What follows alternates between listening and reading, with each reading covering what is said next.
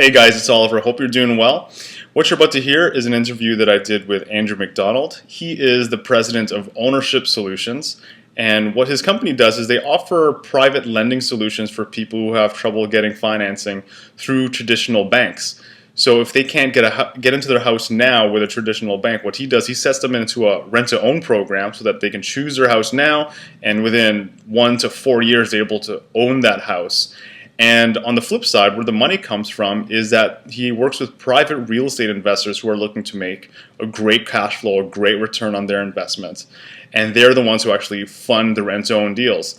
So Andrew is sort of that middleman who facilitates the deal. He's the expert, and ultimately he's creating win-win scenarios. And he's been able to create a lot of very great, stories of home ownership, people achieving home ownership after, maybe they had job loss, or they had bad credit, or they didn't have enough down payments, and eventually becoming owners of the house that they've been living in. And on the flip side, investors that have worked with him are walking away, including myself, walking away with really great returns, better than traditional income property, better than what you would get in a savings account at the bank. And the way I had come to meet Andrew is through a group called the Real Estate Investment Network, or RAIN. And it's a group of like-minded people who gather every month all across the country talking about real estate strategies, the economy, and it's just such a really awesome place to be. If you want to check it out, I suggest you read the book by Don Campbell. He was the founder of the company. It's called Real Estate Investing in Canada. So what you're about to hear is a casual conversation that I had, and what actually happened was, before we get into it, about a couple of years ago, I was also in the same business, rent-to-own business, and I just threw it out there, offered an opportunity for people to work with me, and I would mentor them and help them start their own rent-to-own business so that potentially they can also quit their corporate job, their 9-to-5 job. And Andrew was that first candidate. He actually was the first coaching client that I ever had. He kind of awoken that teacher, that mentor, that coach inside of me. And if it wasn't for him, I don't think I'd be a coach today.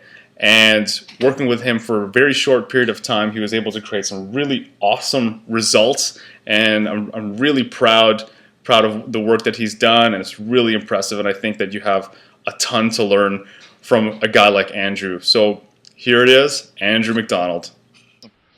Cool. Well, thanks, Andrew, for doing this call with me. And if you don't know Andrew, he is the owner of ownershipsolutions.ca. And he was one of my first ever clients. And the reason why this call is happening is I was doing a lot of writing. I've been doing a lot of writing the last couple of weeks, starting my day with about 1,000 words, and I was looking through kind of just my past, just reflecting on a lot of the different stories, trying to come up with good ideas to write about. And one of the best ideas that I've had recently, and the reason why I reached out to you, is because I was reflecting on why did I become a coach? Like, why did I come into this journey, come into this path? And part of it had to do with this simple Facebook post that I put up about, I think it was 3 years ago. So in the summer of 2011, we were in the middle of our rent-to-own business, and we're looking for students or just people that we can kind of share our knowledge and our experience with, and hopefully maybe help other people start their own rent-to-own business and help them escape their 9-to-5 if that's what they wanted to do. And we had a lot of people respond. We had a lot of people email and message us. And after a few meetings and meeting a couple people, asking a couple of questions and interviewing them, the one that stuck out the most was you. And I don't know what it was. I think we only met probably a few months before that face-to-face at the RAIN meeting, I think in the beginning of that year. But we were the same age. We kind of had like similar ambitions, similar visions, similar path. And I guess at that point, I was a couple of years into our rent-to-own business, and I've already been able to quit my 9-to-5 job, and I guess we just jived. We had that chemistry with each other. Yeah, right away, because I think we met at the RAIN meeting and we just kind of got along, and then when I saw that post, it was exactly what I was looking for at the time. So I was just like, all right, this must be for a reason. So I have it here because you sent it to me the other day. Yeah, what does this say? So looking back at it, it's really funny because it's over 3 years ago, and that's kind of how everything I'm doing today started. So you said the Rent Busters are looking for students for a pilot course on building a part-time, full-time rent-to-own business. Learn how to replace your job the way we did only 2 years ago. Interested? PM me. So obviously I PM'd you because at the time I was looking to get out of my full-time job. I had a couple real estate investments, but I wanted more cash flow. And the two things I started looking into were student rentals or rent-to-own because both had cash flow. And then I decided while I had a full-time job, rent-to-own was going to be a better path. And then I think that message popped up, right around that time. So I just thought, okay, this is a great opportunity to learn from someone who's doing it. And, there we go. The timing just worked out. It's like you think about it, you desire it, and then something shows up or some sort of message or sign shows up, which is absolutely crazy sometimes. But thank you for giving me an opportunity to interview you and just to give you an idea of like what the whole purpose is. I don't want to make this like some huge testimonial for my business per se, even though I do want to get some of your feedback and some of your ideas and how your path has been for the last couple of years since that first message, since that first meeting. But it's like I'm trying to get a grasp, an idea of who you are and kind of like what necessarily happened, because for me even it's hard for me to grasp exactly what I do and how I help people, and I still have a challenge kind of describing how I help people with my coaching. When I meet new potential clients and when I'm talking with my clients, it's hard to kind of describe, and I hate being bogged down or put into a box of the title of life coach, but that's kind of really where, it's almost like the clearest indication of what I do as a coach or as a guide or whatever. So I have, I just wanted to have like just an open conversation with you, if that's all right. Yeah, for sure. You've already got the testimonial, so we can just we can just chat today. Yeah, thanks for that. You got that a long time ago. But so I mean, I guess it depends on the person and what they're looking for and what they're going to get out of the process of working with you. And I find when I've worked with different mentors or coaches, you sometimes expect that you would get one thing, but what you get might be something else. And I tend to think that you get more of what you need and maybe less of what you want. Yeah. That happens almost every time. Yeah, like I'll go into an event and, if we do a prep form or something like that, I'll write on here, my biggest challenge is this. And then we did a mastermind yesterday for mortgage agents. And it was interesting to see even some of the veterans, they would come in thinking their challenge was one thing, but then after listening to some of the newbies, they said, wait a minute, my challenge is actually this. And I find that the coaching process can be the same. Yeah. Okay, so let's jump into, before we go into some of that, I want to find out, what did you do today? Like, what was your day like? What did your day consist of so far? It's like 1 PM in the middle of the week. What are you doing? What's your life like? Sure. So I guess this week is a little different, but then again, every week is a little different as an entrepreneur.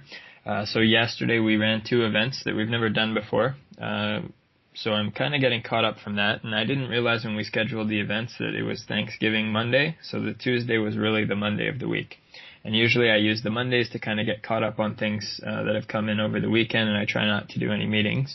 But anyways, yesterday we had those 2 events. So the first one started at 1 p.m. until 4 p.m. That was for mortgage agents, and we just did a mastermind with them to try and create some more value in their business.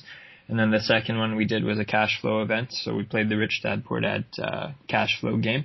And we did that from 7 to 10 p.m. So I came back after that, and then I had a few things kind of piling up in my inbox. So a couple of deals to look at. So I was up until about 2 a.m. working on that. So the nice thing as an entrepreneur is you can kind of create your own hours. So I slept in until about 9 a.m. today, and then I got up, started working again. And I normally try to do sort of a morning ritual that sets me up well for the day, but some days like today, I just figure, okay, you know what, it's 9 o'clock. I got my sleep in, but I need to get to work, and I'll do that a little later on. So on the days that do work, like what's your routine in the morning? What gets you set up for your day? I usually just try to take a little time before I do anything, relating to email, before I check Facebook, anything like that. I just try to take a little bit of alone time and just sort of prioritize for the day. So one of the habits I've kind of got into over the past couple of years as an entrepreneur is just setting out the 3 most important things I want to do for the next day. And I try to do that the night before. So when I wake up in the morning, I have a clear reason to get out of bed and not hit the snooze button again. So for today, that was just, I knew there was 2 more deals in my inbox that weren't urgent. So take a look at those, follow up on the events. So with all the attendees of those events we hosted, which I'm still working on at, I guess it's 1:18 p.m. now. And then the next one is to get my inbox to 0. So I just want to get through that and make sure I'm getting back to everyone. And that's really just my goal for today. Today's like my follow-up day. Tomorrow is going to be working on a couple of things I have planned for the week. Yeah. But usually what I like to do in the morning. What's left of the week? Pardon? For what's left of the week. Yeah, exactly. I mean, the short weeks are always tough and they get so jammed in. But usually I just try to do something in the morning to sort of focus myself for the day. So I'll review those tasks. I'll review my goals or what I want to achieve. And, just take some time to maybe read or do something on my own in the morning. And sometimes I'll try to get some meditation done. I mean, I've been pretty hit or miss on that goal, but I find the days when I actually do that morning routine end up being really productive, really good days. Mm-hmm. Yeah, it's usually that first hour always gets me set up. If I don't get to it, it kind of screws up the whole flow of my day and sometimes my entire week. But what's in terms of meditation, like what's your style? Like what's the method that you're using? Is it guided or is it just breathing meditation? Yeah, there's a couple ways that I've done it. There's one I have. It's kind of like a combination of a binaural beat and meditation thing. So I find that works pretty well. And it's just like a guided, relaxing meditation, and then it kind of fades out and gives me some time to just, relax.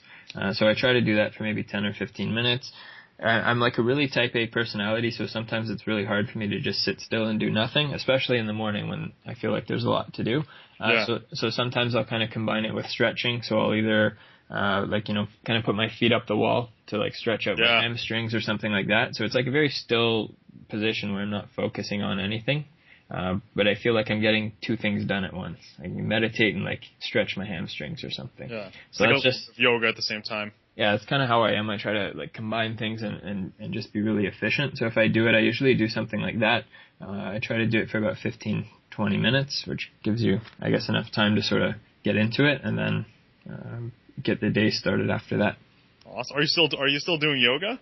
I am, not as much as I was, because over the summer I kind of started playing some more beach volleyball again, which is one of my favorite things to do outside. But Monday and Friday are kind of like my yoga blocks, and those days I found there's good instructors at the place I go, and I just like the 2 sessions. So Monday's a little bit more intense, and then the Friday one is kind of slow, and I find it's a really good end to the week. So those are kind of like my 2 anchors, and then I might throw in like a Wednesday night session or something through the week. Yeah. Cool, man. But I've been pretty regular with those, and I find that it just helps. And the days that I want to skip it are the days I need it the most. That's one of the biggest things I've realized about the yoga.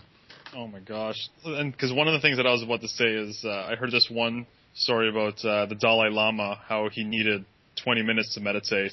And he was so busy and his schedule was so packed. And I guess like one of his guys or whatever is like, you don't have 20 minutes to meditate. And he said, okay, well, I need 2 hours now.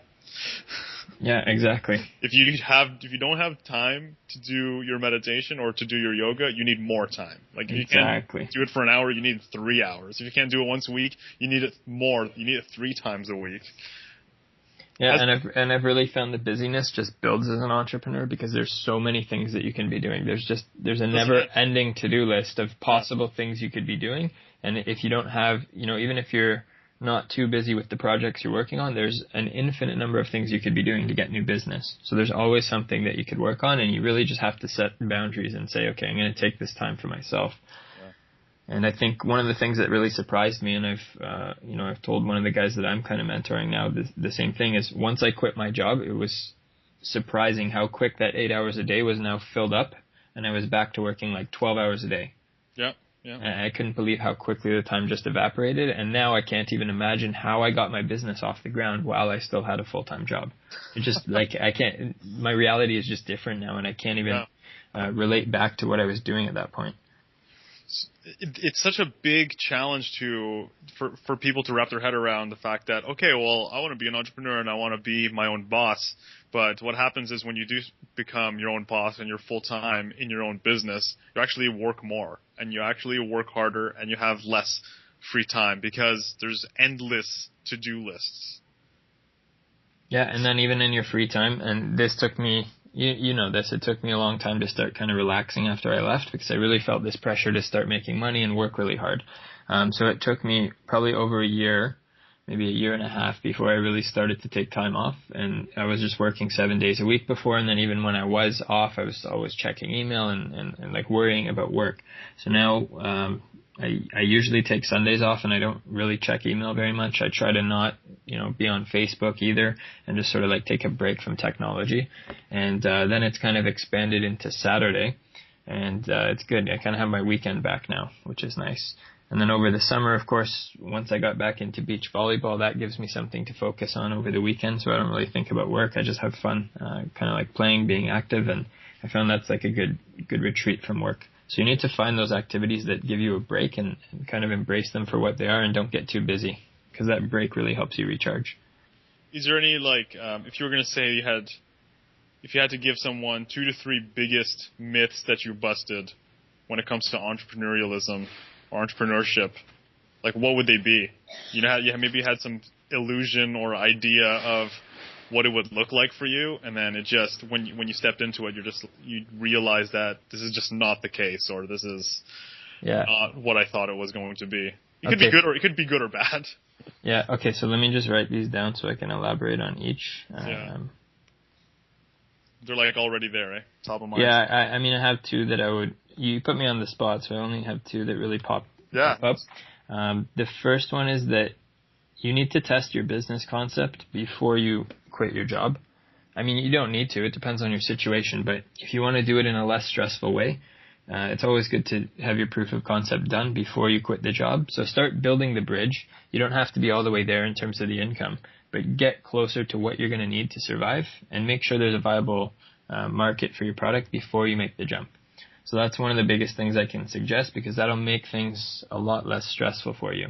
And if you're working with investors or you're doing real estate or something like that, where you're going to have to try and get investors to work with you or, try to get people to list their house with you or do a mortgage with you or something like that, they can really smell if you're desperate and you need the deal because you're not coming from a place of actually caring about their success. You're just coming from a place of, oh my God, I need to fill my bank account. I need to get the deal done. Yeah. So it kind of pushes people away and people can pick up on that whether you think it or not. I mean, as good of an actor as you are, people can usually pick up on that and it's going to make your life way harder. So I would say always sort of prove your concept in advance and start to build that business on the side before you burn your ships. That's, I guess that's one piece of advice. And then the second one, this has kind of changed for me over time. When I was in university, I thought I needed a whole lot of money and a bunch of stuff to be happy. And over time, I've realized it's more about the things I do and spending more time with the people I love. So in the past year, the first year out of my job, I didn't even fully replace my job income as an entrepreneur. And the focus was always on growing revenue. And then the last year, I've realized that it's not so much about revenue, it's more about the fact that I can now enjoy my life. So I'm no longer stuck in a cubicle. I can go to the beach and play volleyball any day I want during the summer. So this year I spend a lot more time enjoying things like that. And, my income is probably going to end up a little higher this year. It's not like, doubling or tripling or quadrupling as I might like in these big money goals, but I'm a lot happier because I can just spend time doing the things I like and have a lot more control over my schedule. So to me, the value of freedom was worth a lot more than just the financial reward of quitting my job. Dude, you said it so perfectly. I feel like from 3 or 4 years ago when we first met, what your goals were, and probably mine as well, I think, for sure, the way I saw the next 4 or 5 years back then compared to how I see my life now and what actually makes me happy is so different. Yeah. It requires much less stuff and so much more to do with how do I control my time, who do I spend my time with, what am I putting into my head, and how am I serving people, how am I helping people. Yeah. Exactly. So that's probably one of the biggest realizations I've had over time is just more about what actually makes me happy. Because I think it's very easy to get caught up in the idea that stuff will make you happy. Because we live in a very materialistic society, at least here in North America. And especially if you're in a big city, like the values that a big city promotes are different from like kind of the country values. Right. So it's really easy you're like a country boy in the city. Yeah. Old MacDonald had a farm, right? So Yeah. when I was a kid, I used to go up north and spend time at our family farm every weekend. So I kind of got a bit of both, and I realized I really like being outdoors. I like being active. I like spending time with my friends. I like playing video games with my friends, whether it's making me money or not. That's what makes me happy. And the whole point is to be happy, right? So what's the point of not playing video games, not spending time outside, not being active to just accumulate this giant bank balance or stream of income if I have to wait until I'm 40 or 50 to be happy? Like that myth doesn't make sense. So just do the things you like now along the way and kind of balance it out. Yeah, don't spend every penny you have. Invest. Make sure you continue growing your wealth, but realize that you got to enjoy yourself along the way too. And when you think of the word happy or even successful, who's the first person that pops into your head? I don't even know. It's really tough to say because everyone kind of has their own standards on that. But one thing I've realized is it's probably more to do with peace of mind and just being content and kind of enjoying life rather than always wanting more and not being happy with what you have now. So in that regard, I would honestly say that my parents are probably two of the most successful people. So they're not extremely well off financially, but they're comfortable. They have their financial freedom, so to speak, and they're very comfortable and grateful and happy with what they have. And you've been there, you've met them, right? So, and that's one thing that I think about, regularly every once in a while, like how lucky I am to have met your parents and kind of see like where you came from, and meet the people who raised you. And also to see the similarities that you have with your parents and also the differences that you have. Yeah. Because everyone's going to have similarities and differences, right? But, it was cool. We got to spend that, I think it was 2 nights, right? Yeah. I think you just came up one weekend and we just hung out up there. And we were snowed in. A little quieter. Yeah.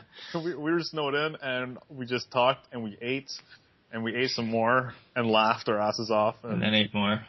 And then ate more pie. Yeah. Your parents are the sweetest people. Yeah. But I mean, like, you don't have to live in this mansion. You don't have to go on fancy vacations and drive a fancy car. It's really just about doing the things that you like and having that peace of mind. And I don't know too many people that have much more peace of mind than my parents. Like, they don't worry a lot. They're comfortable. They're happy. So, I mean, in I guess sort of my newer definition of success, I'd see them as probably two of the most successful people I know. Would you say like your idea of success or even your values around happiness, success kind of changed or transformed, or they became like more authentic now compared to a couple of years ago? Yeah, I think they are more authentic because it's been this process of realizing really what I want.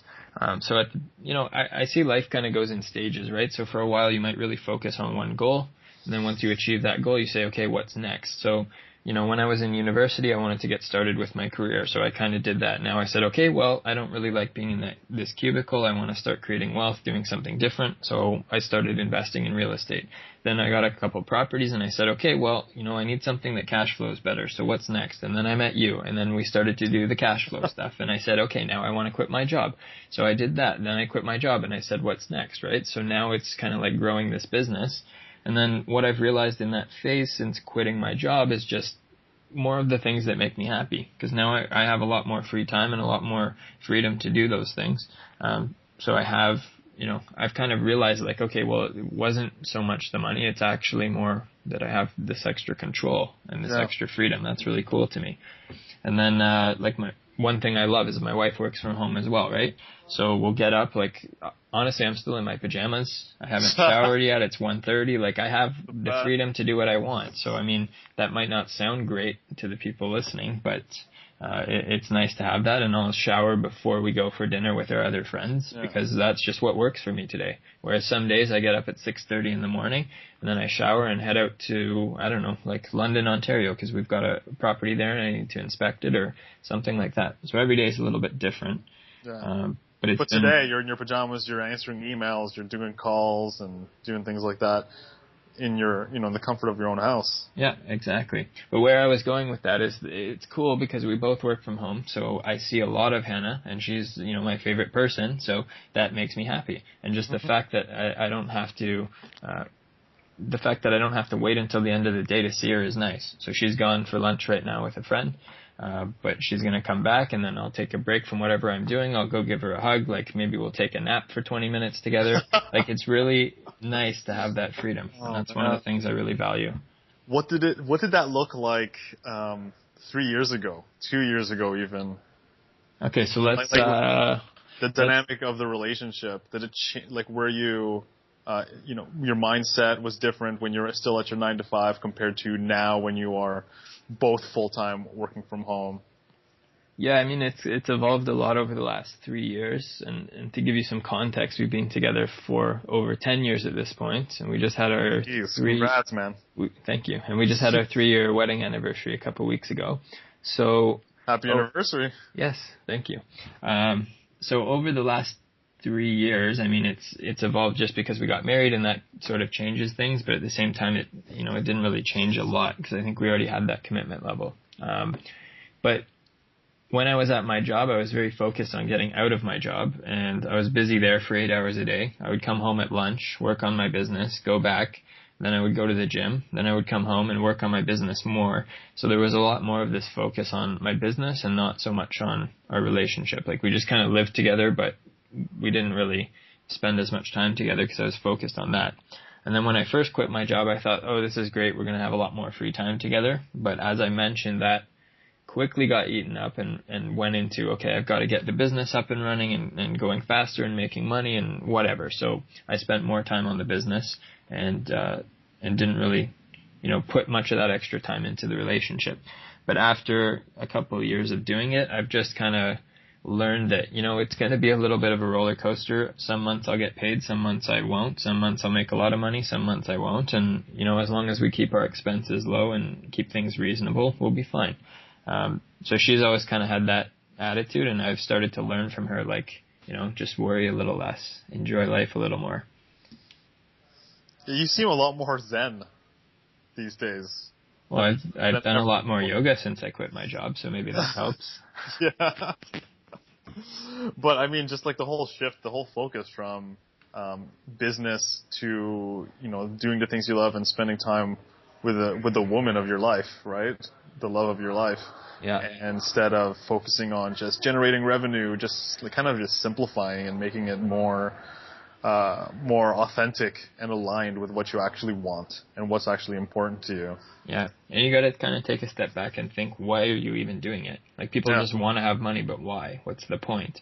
And then when you realize what the point is, you might also realize you don't want to wait 30 years, because what if you're dead in 30 years? Or what if, in 30 years that, what if things don't even pan out for you in business? And then in 30 years, you're still broke. Well, now you just wasted a bunch of time and kind of, robbed yourself of that enjoyment that you could have had. And it doesn't have to be, buying a jet ski or going on a fancy vacation or living in a huge house, because those things, they bring you some temporary enjoyment, but the feeling fades really quickly. Yeah. And you know what? We all tend to outsource our happiness to 30 years from now, which is the stupidest thing I've ever heard. Yeah.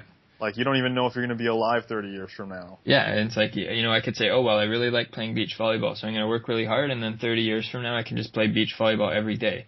But the truth is, when I'm closer to 60 years old, I probably won't be quite, as able-bodied, and, who knows, maybe I won't even be able to play volleyball. Maybe I'll be dead at that point. Like, you gotta kind of, hopefully not, but, you gotta kind of take what you like and make sure you balance it out.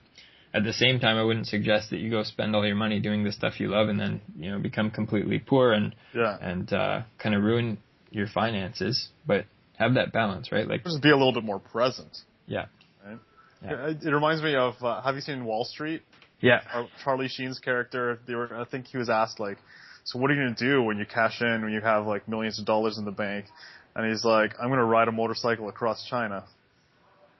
Yeah. It's like, well, why don't you just do it? And it's like, you can just do it now. It's not you don't need, like, millions of dollars in the bank to go ride a motorcycle across China. Yeah. It's just, you're going to wait. Like, maybe I need millions of dollars to go play volleyball and then come home to this massive penthouse in downtown Toronto, but I don't need millions of dollars to just go play volleyball and come home to my normal condo.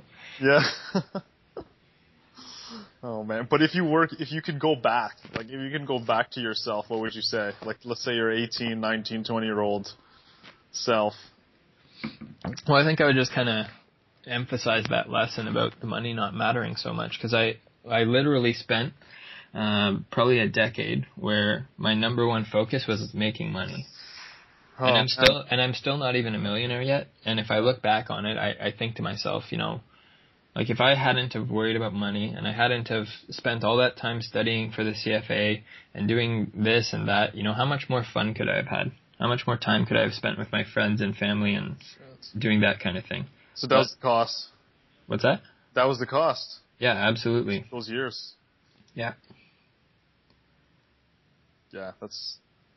I mean, like sometimes, but also at the same time, you're only, like you're not even 29 yet, right? No, still 28. Yeah, so you're 28, and some people are learning this lesson way later in life. Yeah, and that's the other thing. I'm glad I started investing in real estate and caring about my money when I did, because I don't want to be, you know, 40 or 50 and trying to dig myself out of a hole and then trying to prepare financially. So I realized that because I started young, I can kind of go at this healthy pace, and I don't need to accumulate a huge amount, and I can just enjoy life along the way. And I think the more we enjoy life along the way, the more good opportunities come, the more money you make. Like, it's all kind of connected. Yeah. Dude, you've come a long way, man. Yeah, my thought process is a lot different than it was even 2 years ago. Mm-hmm. I feel like it's just, I mean, like I said, it's more zen, it's more calm, and it's more just like, okay, let's just trust the process. Let's just take these steps, and I got some deals in my inbox. I'll deal with that, you know, tomorrow. Yeah. I mean, some of them, if they're more urgent, I try to get back to them as soon as I can. And I just, you know, I don't need to stay up until 4 in the morning. 2 is enough, and I'll continue the next day. How much kind sleep of like do you whatever get? I feel like. Most nights now, I mean, it's varied since I quit my job at the beginning. It was like 6 hours a night, and I was pretty like on the ball with getting up really early every day and doing my ritual and getting things going. And now it's just like I just do what I want. So I try to get 7 or 8 hours of sleep. Hannah's been sick for the last couple of weeks, so I know I need to keep my immune system strong because I can't afford to get sick. I've got a couple important presentations and another TV spot coming up, so I don't want to miss those being sick. TV? So I'm sleeping 8 hours. On TV? Who's interviewing you? Brad's having me back to do another Rogers TV session. That is awesome, man. Yeah. Except we've got too many investors at this point already, so I need to balance the ship a little bit, but it's a good problem to have. So you used to be, it's like, yeah, I'm not a sales guy. I can't talk in front of people. I'm shy. Yeah. That was me 4 years ago. And what was really cool is, when was it? Last Thursday, I did a presentation for this realtor, and she kind of has her own little investor group. So I think it was actually 5 years ago, I went to that room, not having invested in real estate at all, and kind of learning and, you know, just looking into things and how to get started. So I sat in the back of that room because I was shy, so I would sit at the back. And last Thursday, I was presenting. So now I'm the guy at the front of the room. But 5 years ago, if you told me that I was going to be presenting in the same room now, I would have been like, no way. It's like, that's never going to happen. But I kind of knew that I couldn't be that shy guy if I wanted to do what I want to do. So I purposely went out, I joined Toastmasters, I started speaking, and I purposely made it my goal to get out of my shell. And I mean, I'm still kind of a natural introvert, so I know that, but I recognize when it's holding me back and just kind of put it aside. Just do what I need to do. But it's kind of acknowledging that, yeah, I'm an introvert, but in certain situations you can become an extrovert. It's you can still be what you want to be. Yeah, you're at a networking event, you're at a sales meeting, you're meeting people, and but also you're creating content and you've made tons of videos and you're getting interviewed on TV and stuff. So there's a lot of extroverted kind of behavior. Yeah. Right? But it puts you outside of your comfort zone, and that's where you grow. But at the same time, I kind of recognize where my strengths lie and what I like to do. So I'm working with a business development manager now in my business. So he does most of the sales work and most of the prospecting. And then I can focus more on what I like to do, which is like content creation, putting the deals and then putting the deals and the numbers together, like those are more where my strengths lie. So having him do that, I have to give him a cut of the deals, but it gets me more deals and I get to focus more time on the stuff I like. So that's fine, right? At the end of the day, that's win-win. Oh, what's his name? That's Andre. Okay, here's the cool thing. When I saw that on Facebook, right? You announced that you have Andre, he's going to be your BDM, and how you mentored him and you helped him kind of escape the rat race himself as well, so that he can be an entrepreneur, work full time for himself, kind of independently, or I guess whatever, as a consultant for you. And it just made me think about how, just a couple of years ago, we had our first kind of connection and contact. Yeah, and now it's like the next cycle of that. It's like me paying it forward and helping the next person get out of the rat race, get some cash flow, learn the real estate ropes. Because it was only a year. I think, it was like a year after. Was that a year after that that you quit your job? A year after you did your first deal with. Yeah, the first deal was 2010. It was like 18 months, I think. Yeah, it was 18 months. Yeah, because we did it Labor Day 2010, and then I left my job in August 2012. I still remember you sending the text message. You're like, I just put my notice in. No, it was closer. It was closer to 2 years actually. Yeah. No, it was 2011. It was 2011 when we did let me look at this message. Oh yeah. So yeah, it was 2011. And then it was like about 13 months after. I think it was like August, right? Actually, no. Yeah, it was a year. A year from the time I did the first deal, I quit. And the other cool thing is that guy was my first client. So he no, the guy Gord. Oh, Gord. So he just recently bought the house, and that's the whole point of the rent to own, right? So he was in a really good position. He had lots of extra equity. He got like 2.95%, great rate on his mortgage and everything. And then they let him put just 5% down, so he actually got some cash back because we helped him build up a pretty big down payment. Yeah. So he actually got some cash back, paid off a credit card that he unfortunately had to use to pay for his dad's funeral a few months back. But it was really cool because he had a lot of equities in a really good position at the end, and everything worked perfectly. So the first deal from that 2011, that's done. A couple of weeks ago, that's closed. Yeah. So Successful client. Yeah. So I lost all my cash flow, but I've got money in the bank. The client is happy, and that's kind of the point of the whole thing. Oh my gosh, man. And then which brings me to the whole point of the paying it forward.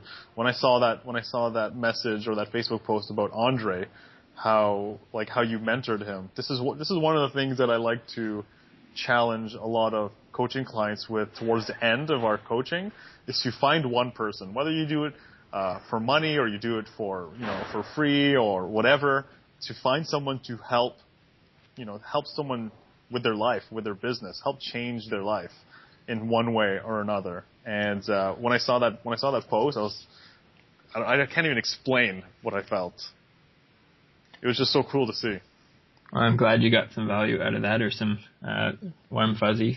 Yeah, I can't get enough of that. That stuff's freaking awesome. And the other thing that's kind of interesting, because we were talking about what you do, being able to pick what you want to do and what you don't want to do.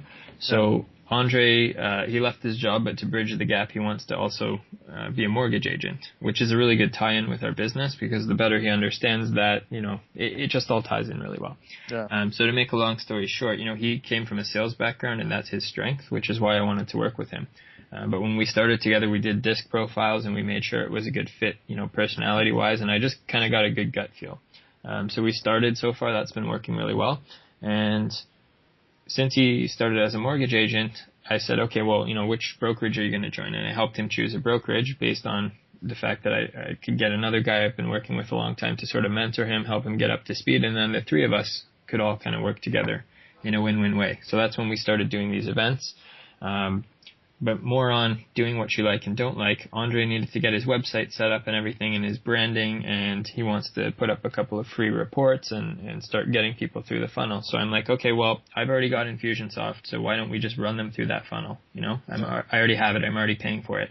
I've got this call scheduling link that lets people schedule calls with him, which is something I pay for with Infusionsoft, but I already have it. So I'm like, all right, why don't you just use this? Because I realize the faster he gets up and running as a mortgage agent, the more time he can put into ownership solutions, which helps me. So I'm just doing stuff for free to help him get up and running. Like I've done his whole website design for him. I spent a couple of days last week. Like that's all I did. That's amazing. So if you check out mortgagementorship.com, you'll see that. And it looks way better than any other DLC website. So I just did that because that's the stuff I like. I like setting up websites. I like building that kind of thing. I like setting up systems. So for me, that's like right up my alley. And he's like, oh, thanks for doing this. And I'm like, yeah, no worries. Because if you do this, it's going to take you 10 times as long. It's not going to be as good. And then you're not going to have time to do what you need to be doing for the business. So I said, let me take care of this and you go continue prospecting. And then when we have a deal, I'm going to pause, handle the deal, and then go back to working on your website. So what's, oh man, I'm looking at the website right now, mortgagementorship.com. So it's still in the works, but no, but it looks I'm waiting on great. I'm waiting for him to finish the free reports, and then we'll set up his funnel and get all that kind of stuff ready. Your call to actions, your opt-in page, and all that. Yeah. Wicked, man. So but I mean, what I told them is mortgage agents, and I've learned a lot working with them over the past few years, is that people view them as a commodity, right? So you got to differentiate yourself. So I said, you know what people really need is they need to understand mortgages. So I even came up with the name. Or sort of like the concept with him, and we kind of brainstormed things, and once we had the concept, I said, okay, let's do this, and you know, I really want to help him get started as quick as possible because I've realized that that's what's going to help me. Yeah. So there it goes again where you're talking about how, I think that was before we were recording, and you were saying how you kind of put like your karma deposits in, and it just starts coming back around. Yeah. Just give and add value and help people. And it might not be directly coming back from those people in terms of opportunities and wealth and whatever it is, but it just comes somehow. I just find that the more I work on my craft and help people, I'll just get opportunities, and I'll get consultations, and I'll get clients, and I'll get, just these different conversations started. I don't know if it's because of that, but I believe it is. I think there's a huge power in adding value to whoever's in your vicinity as much as you can. Yeah. And I don't know if it's, it's not really a direct result, but it's kind of the attitude and what you put out there. So I believe if you put out good things, you'll get good things back. And it goes against the desperation. You're talking about how, if you're being desperate, and then people could smell it off of you, and it kind of, that's not the energy that you want to have, especially when you're approaching people to do business with. Mm-hmm. Right? When you're coming from a place of, hey, I want to help you out, I'm going to give value, I'm going to see how I can be a resource for you. You're the source, man. You're a fountain. You're coming from abundance. Yeah. Rather than scarcity, rather than me, give it to me, like give me some business, do a deal, buy my product or whatever it is. Yeah, and that's what we were doing yesterday with the mortgage agents, right? Yeah. So as much as I can write newsletters and content related to them and show them how we can help their clients, it just makes me another lender, right? So I'm just like one of 100 other people that's approaching them, trying to get their business for different types of deals, and it doesn't even matter that what we have is really unique. They just see me as the relationship can be unique. Yeah. Right? But they're just going to see me as another lender or another alternative or whatever, and it doesn't really matter. But we did a mortgage agent mastermind just for mortgage agents where we get them all in a room and have them brainstorm, and I kind of organized it and facilitated this session for them. Yeah. So we had 3 new mortgage agents in the room, right? So when they get the type of deals that would be a fit for Ownership Solutions, where do you think they're going to send them? They're not going to go to our competition. They're going to remember, okay, when I was a new agent, who's the guy who helped me get started? Who's the guy who, with no sales agenda, no presentation, I didn't even give them business cards. I just organized that. Yeah. So you kind of put that value out there, and it went really well. So we're going to start probably doing them monthly. But it's just cool, you do something like that and figure out how you can create value for your type of customer, and whether it directly translates to a sale or not, I believe somehow that's going to come back to you.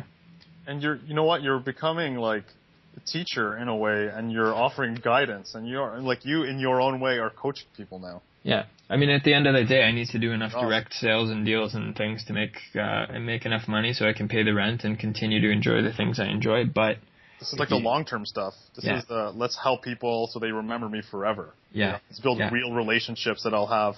I can call them for anything in the future, right? Because you actually really connect with them and offer them some value. Yeah, and it's not about selling them or getting the business, right? You just make it about how can I create value for you, and people will remember, and then eventually it's going to come back.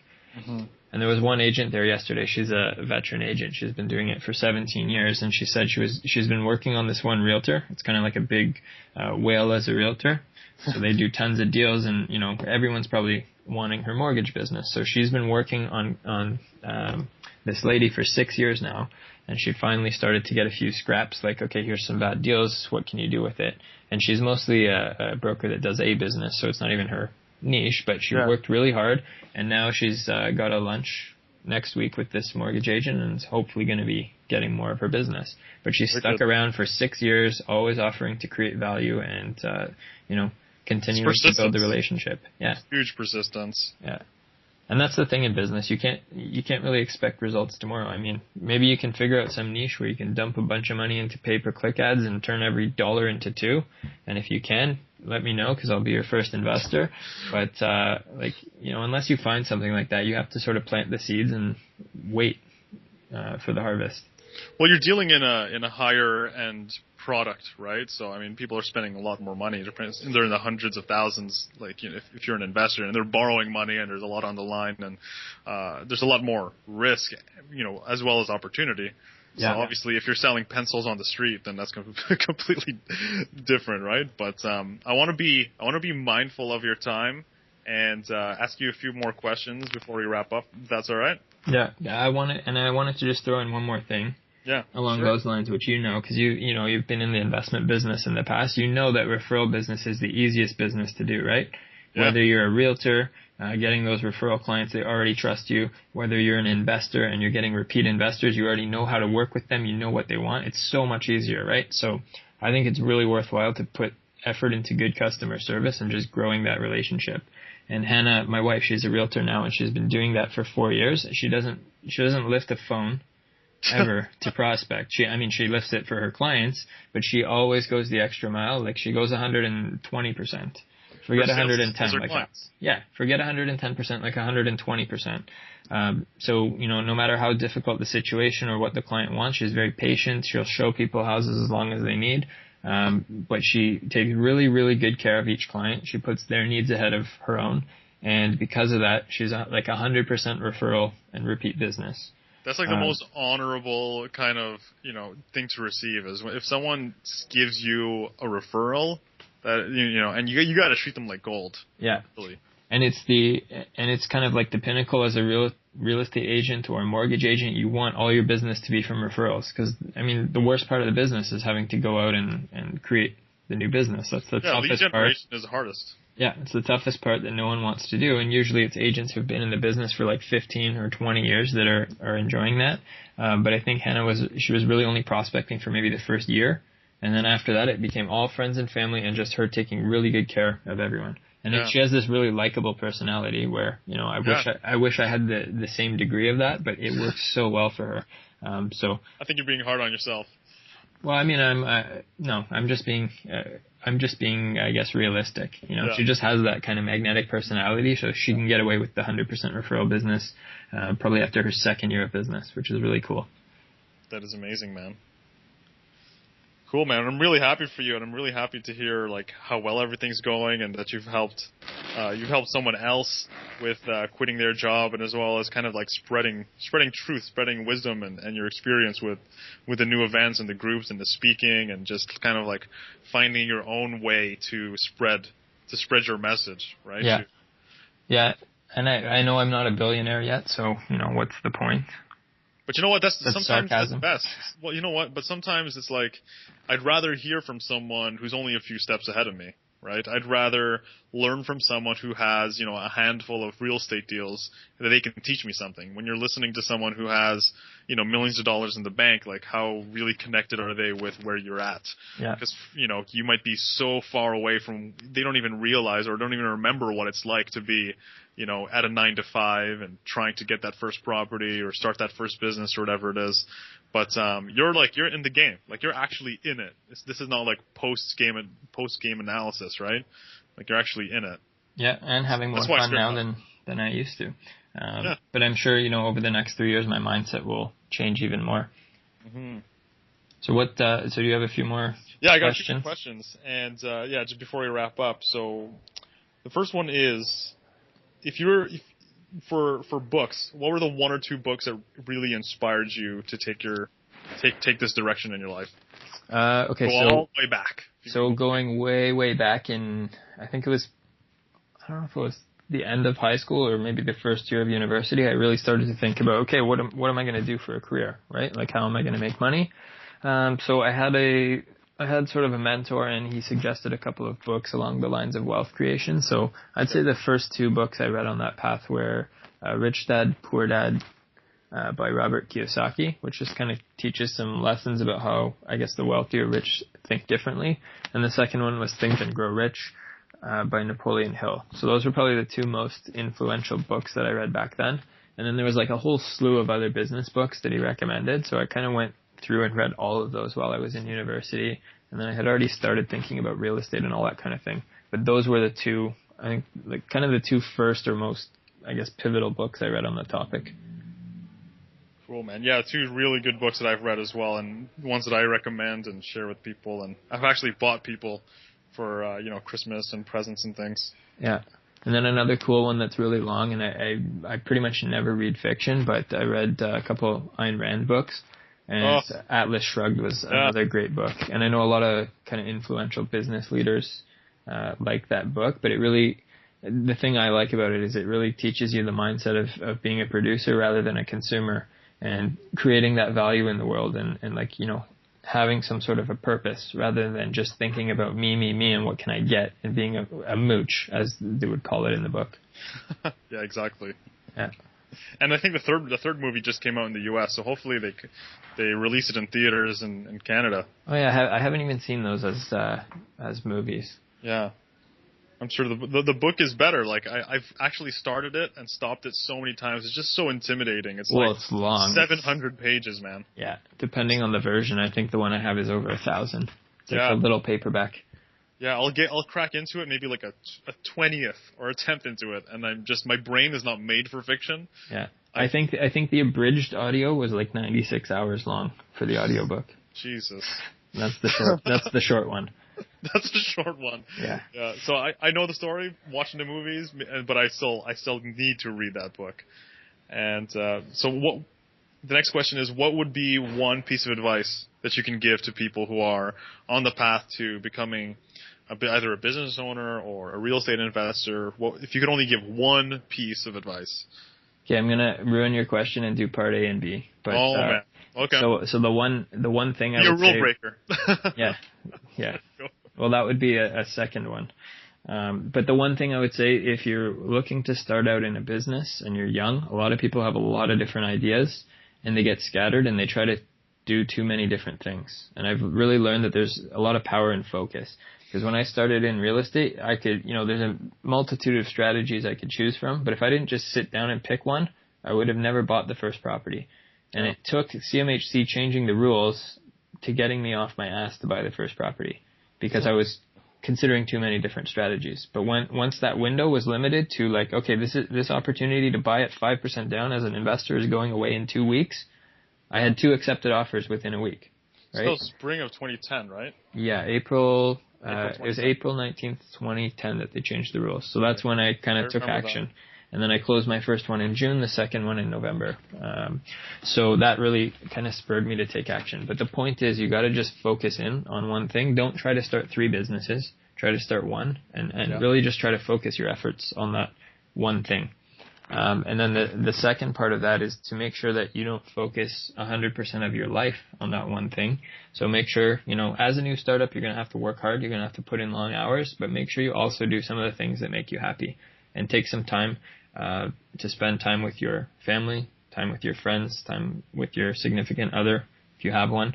But don't neglect that area, right? Because that's really important, and that's where a lot of happiness comes from. So if you got hit by a truck building your business, make sure that you wouldn't regret how you spent your time. Totally, I agree. That is probably one of the most important things. Yeah. And I'm like, I'm really big on balance, but you can kind of control the balance. If you really want to spend a few years building a business, it's fine to focus more on the business, right? But don't let everything else go to crap. Mm-hmm. What would be the biggest takeaway you've gotten from having a coach or having a mentor? It could be one or two things?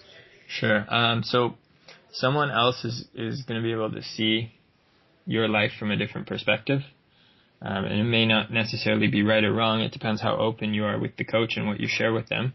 But your perception of yourself is totally biased by your past, by your thoughts for the future, just by the way that you view the world. So it's kind of like when you listen to your voice recorded, right? Like you think that your voice sounds one way, but when you listen to it on a recording, it sounds different. Yep. And it makes you feel really well, I don't know about you, but for me, it made me feel really self-conscious at the beginning. And now I just kind of got over it. It's like, well, that's how my voice sounds. Like, what am I going to do? Change it? So I don't care. Stoicism is another great thing you kind of taught me, right? That's a good topic. I think you should maybe explore on one of these calls. But oh man, yeah. There's a lot to be learned from that too, right? Like, don't worry about what you don't have control over. So anyways, I think, that's one thing, is that a coach can really see you from a different perspective than you see yourself. So they might be able to see things that are holding you back that you're not aware of. But really just, seek out someone with the type of experience that you need help with, right? Or someone who can help the type of, does this make sense? Someone who can help the type of person that you're trying to be, or that you're trying to work with. They're living the life, or they have the business that you want to. Yeah, like, I mean, your life or your business after. Yeah, so when I started working with you, it was because you were mentoring me on rent to own, which was something that you had a lot of experience in. So that was perfect. But if I had hired you to mentor me on buying apartment buildings, that would be stupid because you didn't own any apartment buildings, right? Yeah. So kind of draw on someone who has actual experience in what you're looking for. And then the other thing is it has to be a good fit. So when you talk with that person, you'll kind of get a gut feel. Like when we first met to talk about the rent to own, I think we were both kind of like, wow, this is perfect. The gut feel was there like very, very quickly. Yeah, it's like, all right, this is going to work really well. Let's do this. But I've met with, other, I guess, potential coaches or mentors, and you don't get the same gut feeling. So if you don't get a good gut feel off of it, it's probably right, and it's probably not going to work very well. Awesome. So here's my last question. Yeah. Thank you very much for taking the time and helping me out on this and sharing your wisdom and your experience. My last question, it could be a big one for you to wrap around, or it could be very simple, depending on if your head's already been there. But if I was going to call you 5 years from now, so it's October 2019, what would have had to happen in those 5 years for you to be happy, to feel successful, to feel like you can die, with no regrets? Yeah, I mean, so one thing I'm still trying to figure out, I guess, is an even bigger why for why I'm doing things. Cool. But I'm pretty happy with the path that I'm on. So that's one of the things I'm frequently writing when I'm kind of doing a gratitude journal. Yeah. So if I could just continue along the same path that I'm on, if I could stay healthy, if I could probably put more time into my relationships, that's one thing I'd like to do over the next 5 years. And then just continue building wealth and doing what I'm doing in that regard, I think I'd be pretty happy with that. So, maybe I'll come up with a bigger, I like the bigger why, but I love that. Now I'm happy with the path that I'm on, and just kind of taking some time to enjoy life, because I spent the last decade focusing on how to make money and maybe not enjoying life as much as I could have. Like your why, I mean, right now, sometimes people don't know what their why is, but you can kind of assume, or you kind of make a prediction based on what actions they're taking, what kind of life that they're living. And from like knowing you for so many years and then doing this call, there's a lot that has to do with changing lives in your own way, and changing your own life as well. Putting your focus into love, putting your focus into happiness, into physical well-being, into, peace of mind and wellness, and as well as wealth in combination of it. So yeah. I feel like your why is in that direction.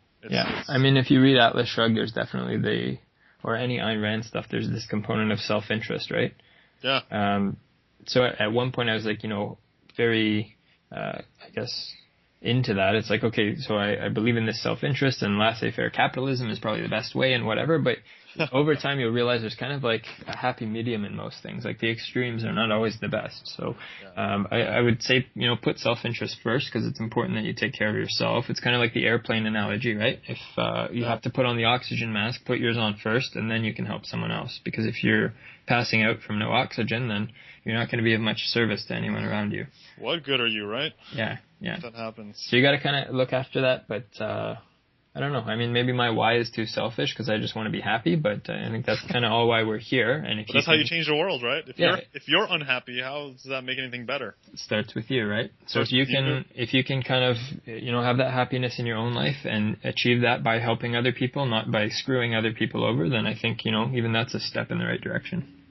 Wicked, man. So that should wrap up our call very nicely. And where can people find you?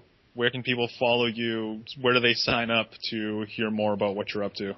Sure. So there's two websites that I have that are kind of my home bases for personal and business. So the personal one is Andrew C. MacDonald, and MacDonald is spelled M-A-C.